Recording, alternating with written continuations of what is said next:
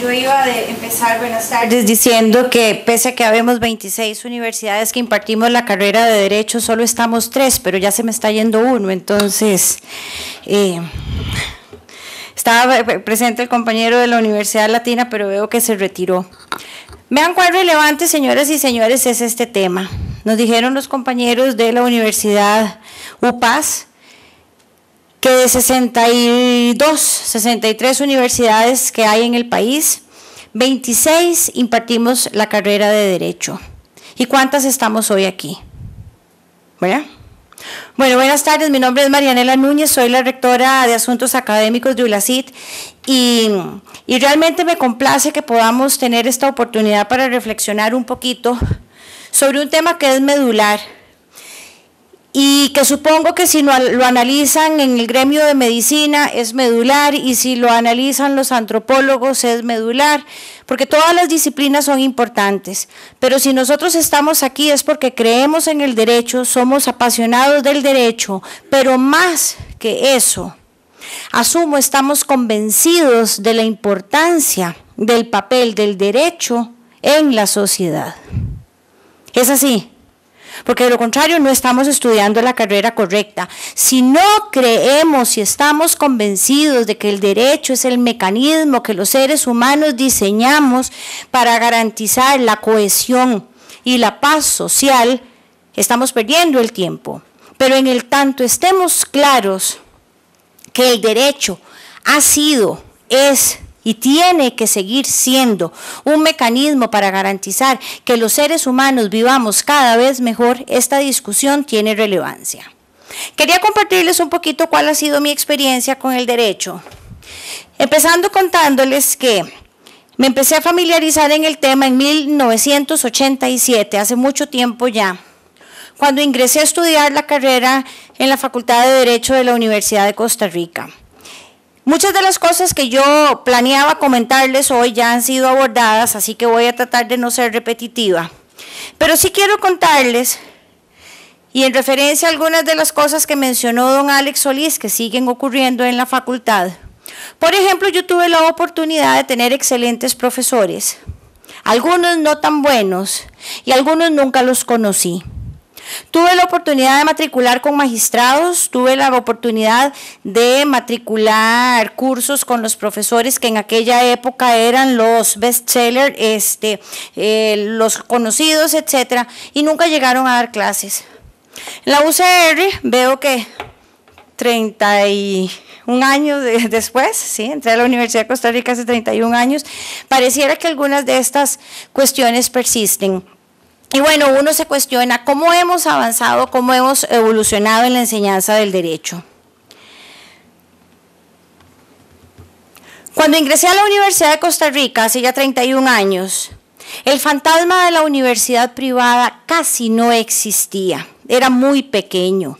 Mencionaron los compañeros de UPAS que estaban 1 o 2 escuelas por aquella época. No era un fantasma que nos agobiara y en todo caso no nos preocupaba para nada la competencia, porque en la Universidad de Costa Rica nos enseñaban que éramos los mejores. Por algunas cuestiones que pueden ser estereotipadas, como que hicimos un examen de admisión y en aquella época había que tener un top alto en los exámenes y los alumnos con promedio ponderado bajo no ingresaban, pero estábamos preparados para asumir que la competencia era algo muy lejano, con un agravante. Si no hay competencia, el estímulo para mejorar desaparece o en algunos casos ni siquiera llega. Don Alex nos habla del tema de la empleabilidad y yo sí discrepo en términos de que no sé de alguno de nosotros a los que a la edad de ustedes no les preocupa el tema de la futura empleabilidad.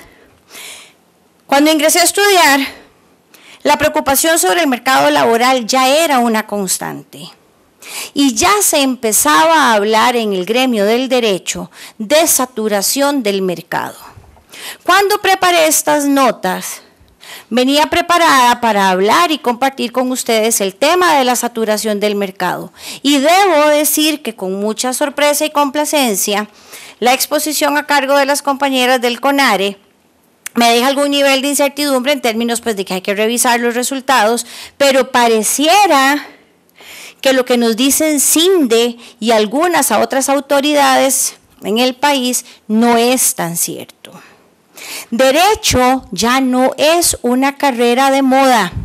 No estamos dentro del top de lo que las autoridades y los entes que rigen el tema de la empleabilidad en el país mencionan como carreras de alta demanda, señores. ¿Cuáles son las carreras de alta demanda en el país ahorita? Las ingenierías. Y lo más interesante, ¿quién me decía? ¿Algo hablaron? Las ingenierías. Y sobre todo ingenierías, señoras y señores, que en Costa Rica aún no existen. Pero nosotros sabemos, y por eso quise iniciar mi conversación de esta forma, que estemos o no estemos de alta demanda, seamos o no seamos una carrera de moda, el derecho es inherente a la evolución de la sociedad. No existe. Y por esa razón es que estamos obligados a ser los mejores abogados y ser las mejores universidades formando los profesionales que requiere el mundo. Y este es el tema de fondo, señores. Estamos hablando de la enseñanza, de la calidad de la enseñanza del derecho, partiendo de una premisa. Se dice que es mala.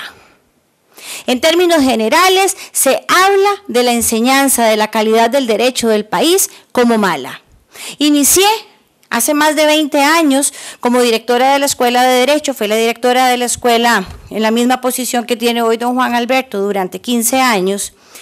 Y desde esa época, y ya desde los tiempos en que yo era estudiante, se viene hablando de la enseñanza mala o deficiente de los abogados y abogadas de Costa Rica, y sobre todo cuando se habla de la mala calidad de la enseñanza, se habla casi siempre de los estudiantes que provienen de cuáles universidades, de las privadas, porque además existe un sesgo en ese sentido que también es importante considerar. Pero quiero volverme un poquito, ya que don Alex habló de perfiles, al perfil de antes. El perfil de antes, y probablemente a algunos de ustedes le ha tocado vivirlo, y máxime si son hijos de abogados, decía que si usted era peleón, servía para ser abogado, ¿sí o no?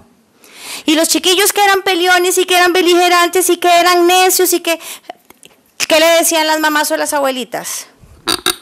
Es bien peleón, usted sirve para ser abogado.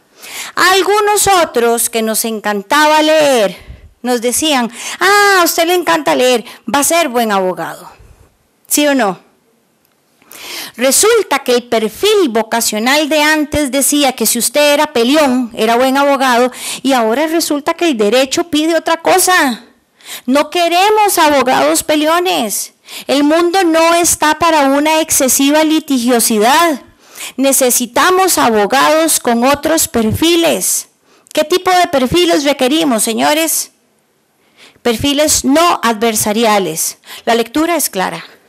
Si usted quiere ser buen abogado, tiene que gustarle leer, y no solo gustarle leer. Es que hay que saber leer, porque leer por leer y no entender la esencia de aquello que estoy leyendo, pues no es la idea. Hoy hay todo un cambio en el perfil de los abogados. En mi época leíamos como locos, y leíamos y leíamos y leíamos, ahora no leen tanto. Pero en mi época y en la de don Alex supongo que leíamos montones, fui alumna de doña Cecilia y recuerdo todo lo que nos ponía a leer. Leíamos como locos y nunca aplicábamos. Nunca practicábamos un caso en clase, pero cuando llegábamos al examen, el examen era de casos. ¿Cómo pretendemos que yo aprenda a hacer cosas que nunca realicé? En aquella época ya se hablaba de oralidad, y la oralidad sí era un fantasma, porque nunca hablábamos en público, porque nunca hacíamos actividades de oralidad. Y además, los estudiantes de derecho estudiábamos derecho porque éramos ratones de biblioteca. Un ratón de biblioteca casi siempre lee, nunca habla, ¿verdad? Yo recuerdo a mi mamá, Marianela, socialice, Marianela, por favor, pero yo lo que quería era leer. y no quería hablar con nadie.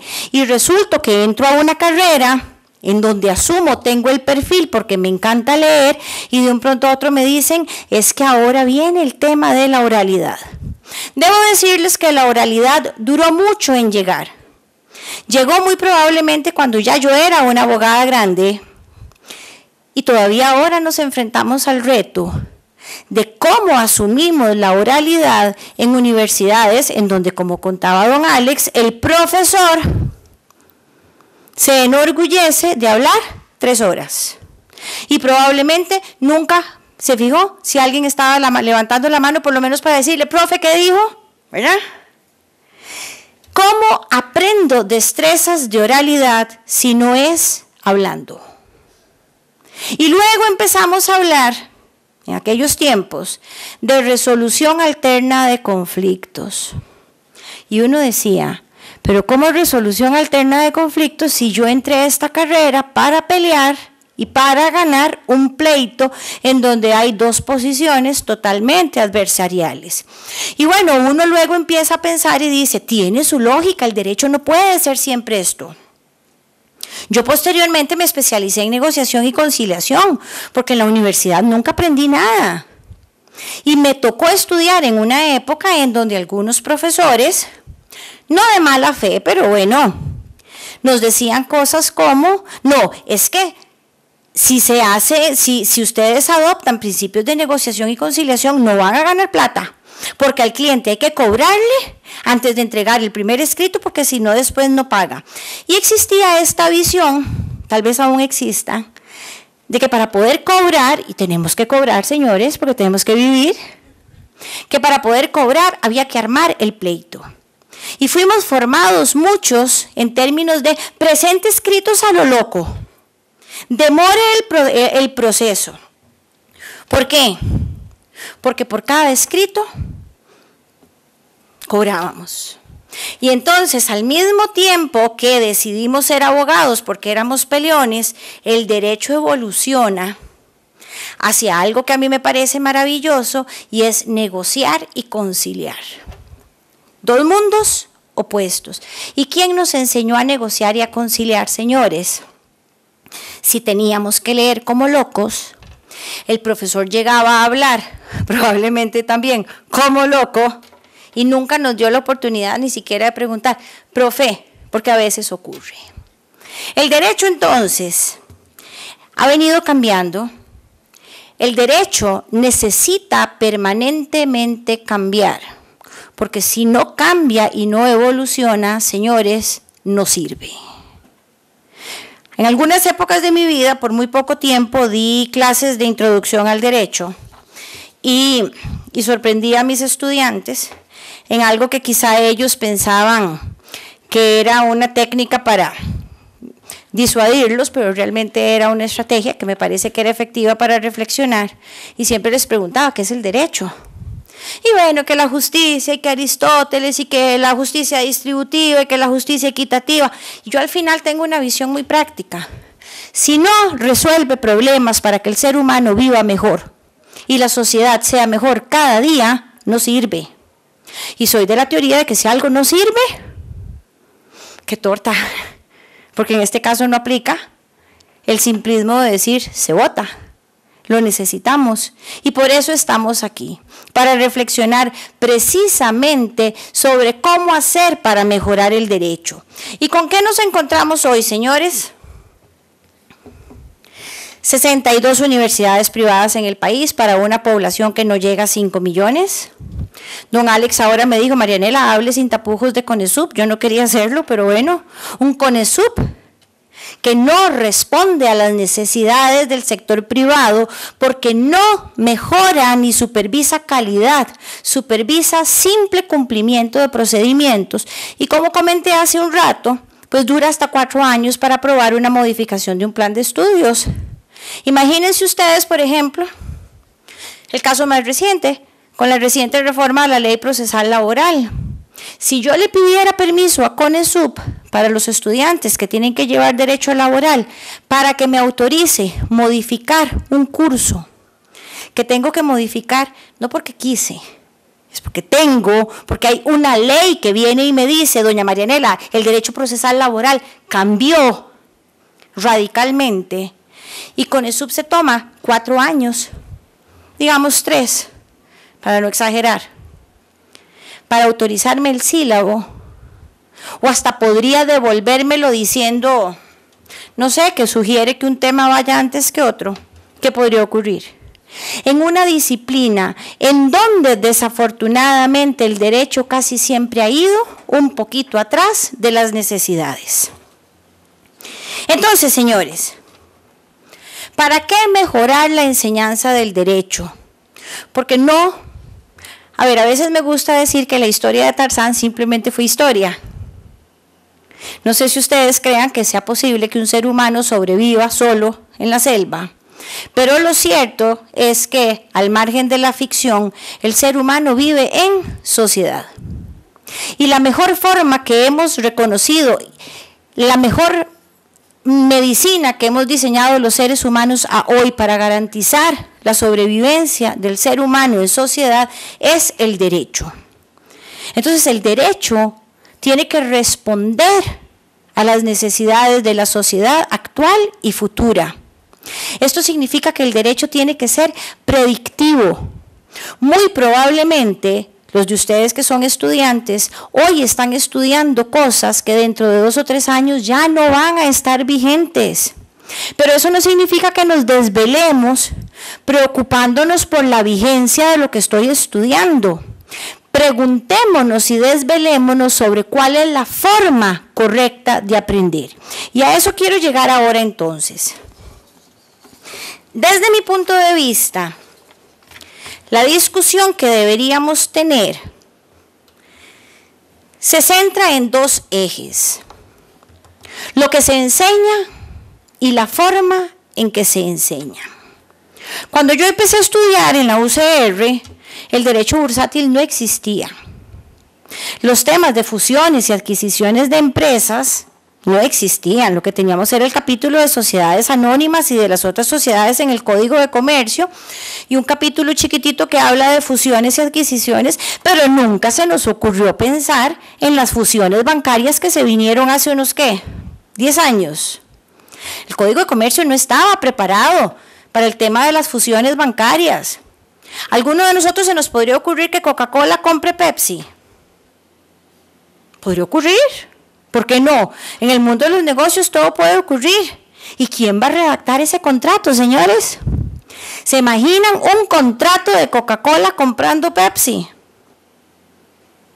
¿Le entran? Es complejo. Nunca nos imaginamos, cuando estudiábamos Derecho de Familia hace mucho tiempo, la evolución del concepto de familia que ahora se mencionó, y esto hace que el derecho cambie. Entonces, ¿qué se enseña? ¿Qué tenemos que enseñar a nivel de derecho? Y vean que hablé de ser predictivos, de la obligación que tenemos las universidades de estar viendo siempre a futuro en una ciencia social sobre todo. La respuesta es clara, señores. No se puede enseñar todo. El derecho es infinito, cambiante. Es una ciencia social dinámica, obligada a evolucionar. Si el derecho no evoluciona, como dije hace un rato, tampoco funciona. Entonces, ¿cómo hacemos para asegurar que el 100% de los planes de estudio de los cursos incluya lo que un estudiante debe saber? Señores, no podemos pretender acaparar el conocimiento universal. Quizá nuestra carrera no es tan departamentalizada como de la medicina, por ejemplo, en donde casi que para cada órgano del cuerpo humano existe un especialista, pero ciertamente el alcance del derecho es tan amplio que uno podría pensar en una importante cantidad de especialidades académicas o de hecho. Alguien podría decir, yo me voy a especializar en este tipo de matrimonios, porque son tan complejos que requiere que alguien se especialice en esa área. Lo cierto es que aquí es un tema que es de común preocupación para los profesores. En mi experiencia me ha tocado conversar con muchos profesores que tienen la siguiente inquietud. Doña Marianela, es que no voy al nivel del sílabo. Es que el sílabo o el programa dice que en semana 3 tengo que estar viendo esto, pero lo anterior no lo he logrado terminar. O yo siento que el grupo no va a este nivel. Los que somos profesores sabemos que esa es una preocupación típica. Y algunos estudiantes también van. Semana 3, todavía no vamos por semana 3 y entramos en crisis. Este es un tema de cubro lo ancho del río o profundizo en el río. Es un tema de profundidad, versus ancho. ¿Qué les parece que debo hacer? El derecho es una ciencia de bases y principios. El estudiante que maneja los principios es un estudiante que entiende, interpreta y analiza todo lo demás. Siempre y cuando en clase tuvo múltiples oportunidades para practicar. Cualquiera de ustedes que estudie a profundidad los principios de cada disciplina y que haya tenido la oportunidad de cuál es la estrella didáctica en nuestra carrera, cuál es el método disciplinar excelente en nuestra carrera. Resolver casos, ¿verdad? El que haya tenido la oportunidad de resolver casos reales y casos hipotéticos, bien inventados y bien complejos, dice la doctrina, la literatura que analiza este tema. Entre más complejo es el caso, más profunda es la indagación que yo tengo sobre los temas, más herramientas voy a tener para luego poder resolver solo. Esa es la estrategia.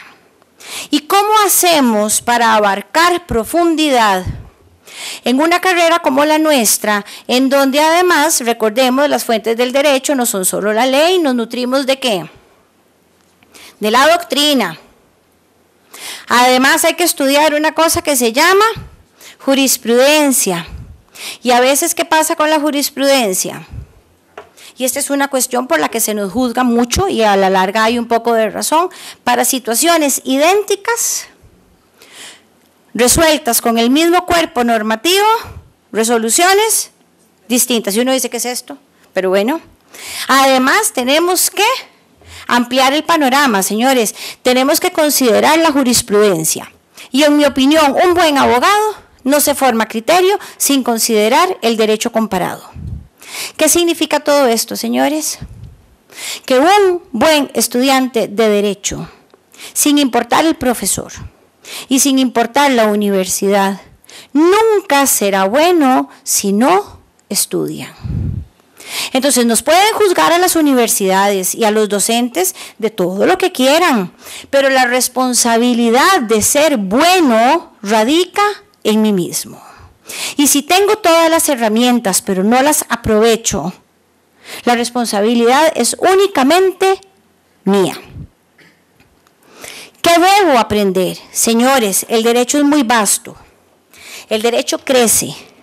Las áreas del derecho, a cómo va evolucionando la sociedad, van a ser infinitas. Y les digo una cosa, con la inoperancia legislativa que hemos tenido en los últimos 4, 8, 12, 16 años, realmente no hemos tenido una evolución o una producción de cuerpos normativos que uno diga, me obligan a estar actualizado. Pero si tuviéramos, y Dios quiera si ocurra, una asamblea legislativa que constantemente esté produciendo y produciendo, ley que produce la asamblea legislativa, ¿qué deberíamos estar haciendo nosotros? Actualizándonos. Porque de una u otra forma, si partimos del principio de hegemonía del derecho, el derecho es uno solo. Nosotros lo hemos dividido en ramas para una cuestión académica, profesional, pero el abogado está obligado a conocer de todo el derecho. ¿Y esto qué significa, señores? Que cuando escogimos esta carrera, asumimos un reto bien particular. Esto es lo que les quería decir con respecto a lo que se enseña. Pero lo otro tiene que ver con la forma en la que se enseña. En mi experiencia en la Escuela de Derecho de ULACIT, me correspondió en algún momento tener algunos enfrentamientos con profesores que querían seguir enseñando, obvio, lo más sencillo, de la misma forma en la que aprendieron y con el mismo libro con el que aprendieron. ¿Y quién los juzga? Pues nadie, es lo más sencillo. Si yo aprendí bajo el método magistral y ya tengo el libro marcado y tengo las fichas con el libro del 75, pues lo lógico, por un sentido natural del ser humano, pues es facilitarme la vida y seguir con el libro del 75 y con los apuntes de mi profesor del 75. No podemos seguir enseñando con los métodos de antes para los alumnos de ahora. Y ahora tenemos una ventaja. Durante mucho tiempo asumíamos cómo era que el ser humano aprendía. Ahora tenemos fotografías del cerebro.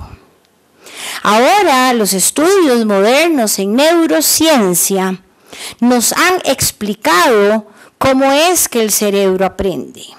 Y ya sabemos que el cerebro no aprende repitiéndome como loco el artículo 33 de la Constitución Política, bla, bla, bla, bla, bla.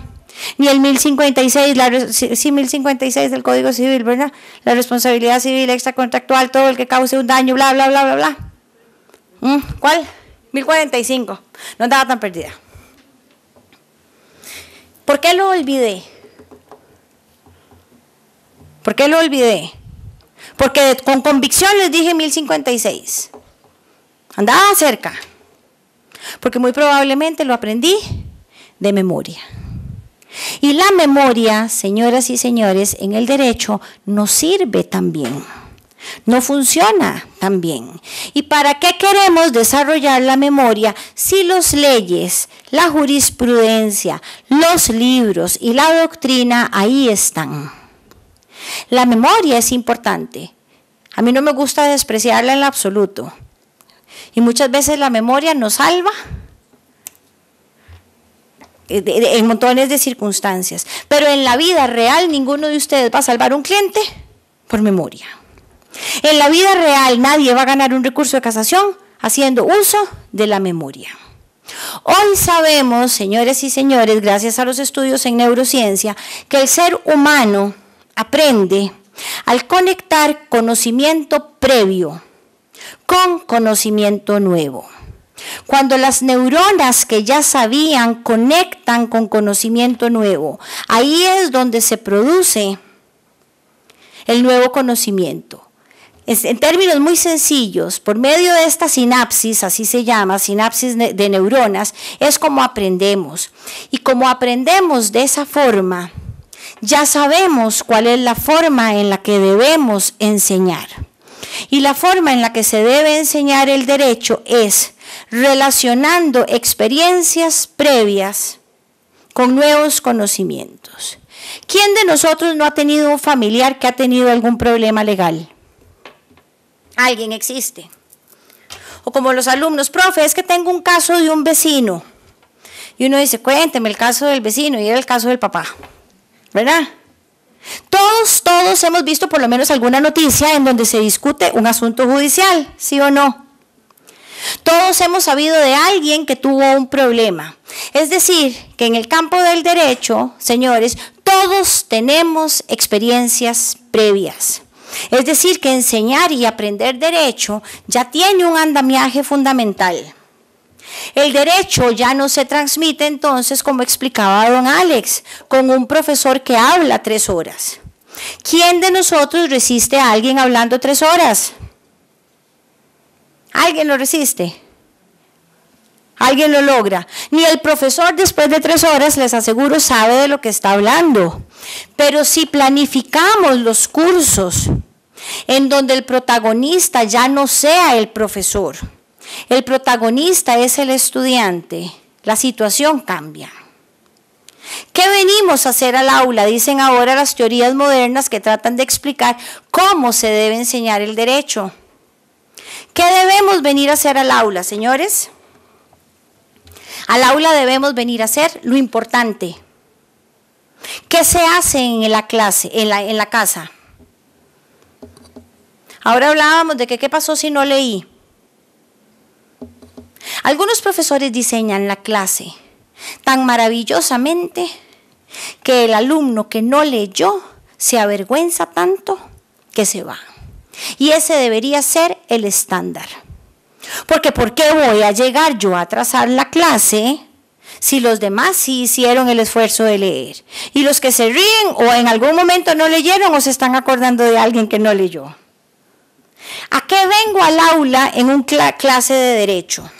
Ahora hablaba también don Alex de que deberíamos formar defensores y fiscales. Es que en las clases nosotros, señores, deberíamos analizar los casos desde todos los ángulos procesales. ¿Me explico? Y a mí me encantaría pensar que la alumna Cecilia hoy va a actuar como defensora. Y a media clase, yo lo suelo hacer, y a media clase, Cecilia, ya usted no es defensora, es fiscal. ¿Pero cómo, Marianela? Cambie. ¿Qué tenemos que estar haciendo en la casa, señores? Revisando la materia. Revisando los videos, revisando las lecturas, la jurisprudencia, que es importantísima. ¿Y qué llego a hacer al aula? A discutir, a resolver casos, a realizar simulaciones. Y simulaciones de todo tipo, simulaciones adversariales, en donde las posiciones son antagónicas, en donde como si estuviéramos en un juicio, en donde nos vamos a ganar los honorarios que nos van a permitir vivir el resto de nuestras vidas y nos vamos a matar, nos vamos a dar a muerte. Igual como que si fuera en un caso que a veces consideramos de poca importancia para nosotros, pero de suma importancia para las partes. Debemos de simular en las clases como que si fuera la vida real. Yo suelo decirle a mis alumnos, dese la oportunidad de explorar técnicas y de fallar en el aula, porque en el aula lo peor que puede pasar es que pierda puntos. Y hasta dependiendo del profesor, el profesor podría valorar el coraje de tratar de improvisar y ver cómo me sale, pero no cometa el error delante del cliente, porque es que, señores, no es delante del juez, el juez al final es delante del cliente que me escogió y que ya me pagó por adelantado para representarlo en un proceso. Entonces, ¿qué tenemos que hacer las universidades? Y esta es un poco la propuesta de ULACID por medio de su proyecto, por medio de su postulado académico, Enseñanza para la Comprensión. No hacemos exámenes, no necesariamente porque sean mala palabra. Es que los docentes en principio no sabemos hacer buenos exámenes y tampoco sabemos evaluar. Siempre hay un tema de subjetividad porque el docente, señores, no lo divinicemos, es un ser humano. ¿Estamos claros? Los exámenes evalúan memoria. ¿Qué ganamos con que yo les pregunte cuáles son los derechos constitucionales, los derechos humanos de tercera generación? ¿Cuánto podríamos escribir? En un examen de derecho penal típico, describa qué es el dolo eventual. ¿Cuánto podríamos escribir de qué es el dolo eventual? A mí me hacían exámenes, siempre me ha gustado escribir, de qué es el iter criminis. Y yo escribía. Y si la siguiente pregunta era, resuelva un caso aplicando los principios. El derecho se estudia y se aprende aplicando. Los empleadores que nos evalúan se quejan de la falta de competencia y desarrollo de habilidades de los estudiantes para aplicar. Pero el Colegio de Abogados nos hace un examen de excelencia de incorporación en donde nos pide que respondamos. ¿Han visto los exámenes? ¿Cómo no los han visto si ya andan en el mercado negro por todo lado? ¿Quién los ha visto? Opción múltiple. ABC. A ver, sí, que es peor, porque entonces, si no es A, es B, si no es D, es C, todas las anteriores, ninguna de las anteriores. Nos están evaluando para darnos el ok laboral por medio de un examen de selección múltiple, cuando el mercado y la vida real pide que sepamos hacer, que demostremos competencias, no conocimientos, y que conste que aclaro, no estoy diciendo que los conocimientos no son importantes. Como explicamos en ULACIT cuando hablamos de competencias, ningún jugador de béisbol de grandes ligas es buen jugador si no se sabe las reglas del béisbol. ¿Estamos claros? Yo puedo ser un excelente bateador, pero si bateo y no sé qué sigue, y si no sé que con cuántos strikes hay un out, y que después de primera, si el otro viene, ¿me explico? Por excelente que sea bateando, si no sé las reglas de la disciplina, no voy a ser nunca un excelente beisbolista. Nadie es buen profesional en una carrera si no domina el lenguaje especializado de su disciplina. Yo no estoy despreciando bajo ninguna circunstancia los conocimientos disciplinares. Lo que pasa es que tradicionalmente adquirimos los conocimientos disciplinares de forma memorística. Y esto es lo que mayoritariamente nos evalúa el examen de excelencia. Y la vida real nos pide, ¿qué cosa? Que sepamos hacer. Y para saber hacer hay que hacer. El ser humano aprende haciendo. Y aprende por repetición y por prueba y error. Ahora mencionaban del profesor que trae el caso que tiene en su oficina o el juez que trae la resolución que acaba de resolver. Sí, puede ser un poquito inmoral si es porque es un recurso, porque no preparé la clase. Yo siempre les he contado a mis estudiantes que en mi experiencia docente yo aprovechaba para llevar a la clase los casos que perdí. Porque en los casos que perdí es donde más aprendía y es en donde muy probablemente más ayudaba a mis estudiantes, porque cuando los perdí no los perdí de buena, no los perdí de mala fe, los perdí porque yo estaba convencida de que lo estaba haciendo bien. Y luego viene el juez y me dice, no señora, no era así, muy probablemente yo a mis alumnos les había dicho, se hacen de esta forma las cosas. Aprendemos haciendo 1, 2, 3 y 4 veces. ¿Y qué deberíamos de estar haciendo en las aulas, señores? Entonces, en las aulas deberíamos de estar haciendo todo aquello, nosotros le llamamos en ULACIT desempeños, todo aquello que se espera que yo luego tenga que hacer en mi ejercicio profesional. ¿Y qué hacemos los abogados, señores? Escribimos demandas, respondemos demandas, escribimos contratos, devolvemos contratos porque vienen mal.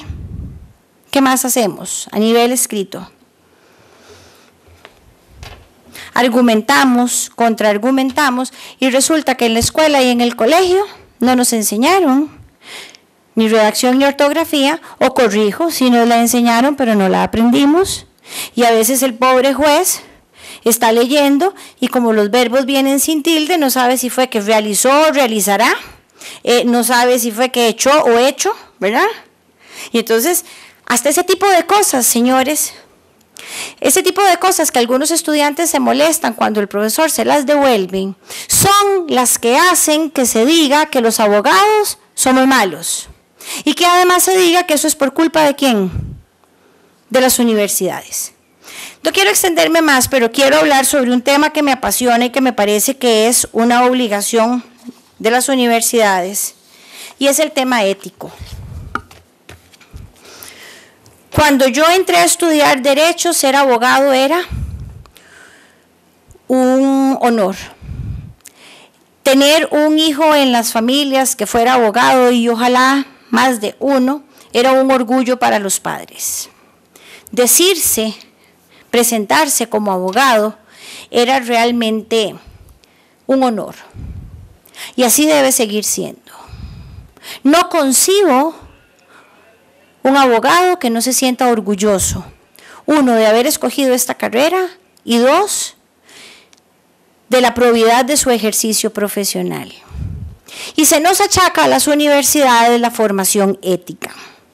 Incluso hace algunos años sostuve en este mismo colegio muchas discusiones, porque yo soy del criterio de que la ley de notariado que creó la especialidad o la maestría en Derecho Notarial y Registral nació, ojo, no como consecuencia de la genuina convicción de que el notariado tenía que ser una disciplina aparte, sino por los constantes abusos y quejas que había sobre la dimensión ética que existía alrededor del notariado. Es que si en aquella época nos hubieran dicho, el notariado es tan específico, luego sí se hizo muy específico, ahora sí se justifica, pero en aquella época el notariado resultó como consecuencia de que los abogados, señores, empezamos a aparecer en cuáles páginas de los periódicos, sucesos. Y no necesariamente porque nos estaban entrevistando para opinar sobre los casos en los que acabamos de participar como profesionales. Señores, los abogados empezamos a hacer cosas horribles. No generalizo. La gran mayoría han sido profesionales muy dedicados. Y entonces resulta que en ULACIT, y yo personalmente creo que muchas veces los abogados no es que no conocemos el derecho, es que no sabemos aplicar el derecho porque los métodos tradicionales de la enseñanza del derecho no se adecúan a la realidad. Y segundo, las universidades podemos contribuir con la formación ética.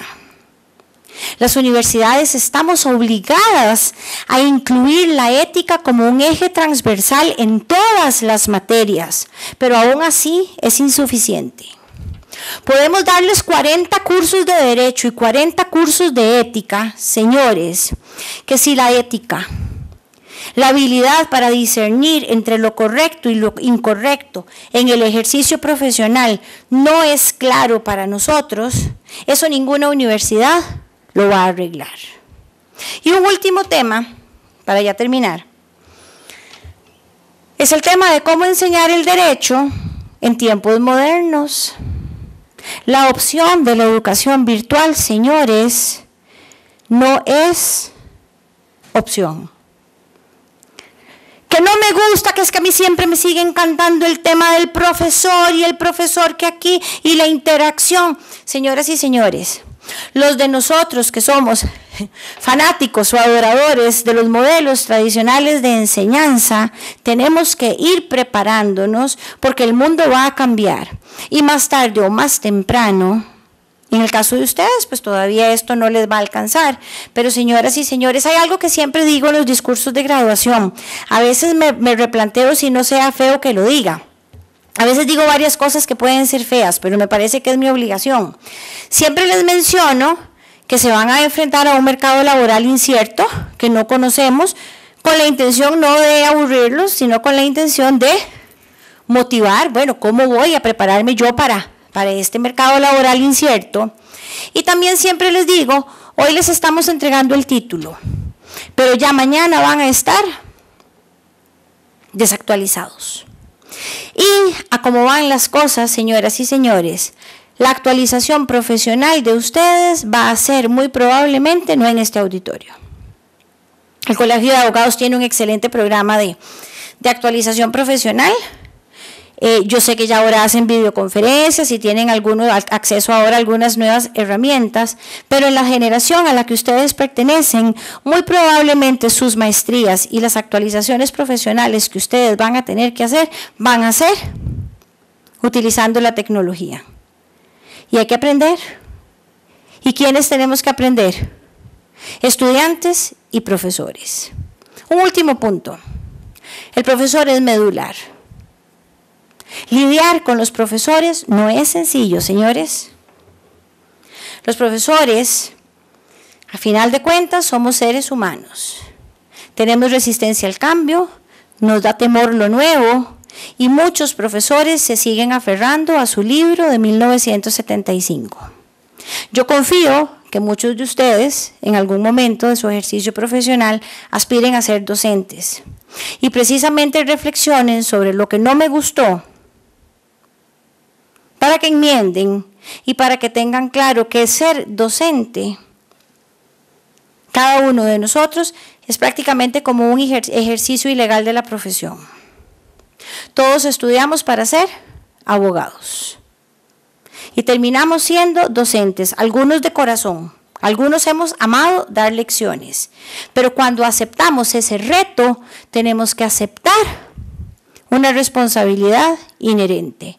Tenemos que prepararnos. No es lo mismo pararme en un estrado judicial a defender una tesis de un cliente que pararme en un aula a enseñar. Y ese es uno de los grandes retos que también tenemos para tratar de mejorar la calidad de la enseñanza del derecho. Yo no tengo más que decirles, mucho de lo que quería decirles ya lo conversamos.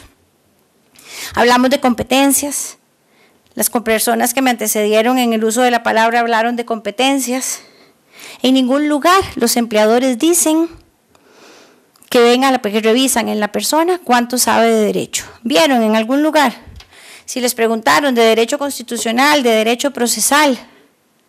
No estoy diciendo que no es importante, pero hoy por hoy los empleadores prefieren el desarrollo de competencias personales y habilidades blandas, que están mal llamadas porque no por ser blandas son fáciles, son las más difíciles de enseñar, versus conocimientos, porque parten de la base de que si usted ya fue a la universidad, usted ya sabe lo básico, los principios, profundizó.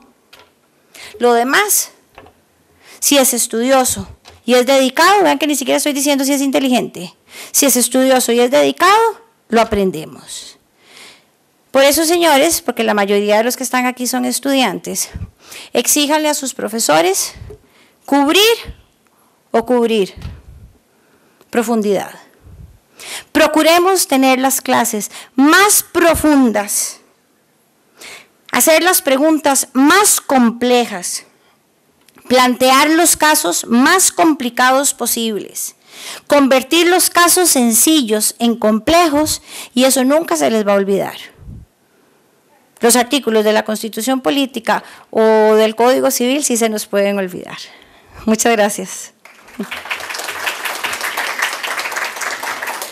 ¿Alguna pregunta? ¿Dudas? ¿Comentarios? ¿Ninguna? ¿Estamos? Sí. Bueno, de parte de Juan Alberto, del Colegio de Abogados, de SINAES, que tampoco estuvo, pero que había sido un motivador de esta actividad, y no puedo dejar de ser un poquito irónica de todas las demás universidades que debimos haber estado aquí. Muchas gracias a UPAS, que no imparte la carrera de Derecho a nivel de grado y pregrado. Ellos lo que tienen, como lo explicaron, son posgrados, y aún así han estado investigando con poco suceso, por poco acceso a fuentes de información, la realidad de nuestra carrera, pero creo que nos dieron un dato cuantitativo bien importante. Somos 26 universidades enseñando la carrera de Derecho. Hablaron de 3 universidades acreditadas, y aquí hoy estuvimos, gracias a don Alex, 3 y media. Muchas gracias a todos. Buenas noches.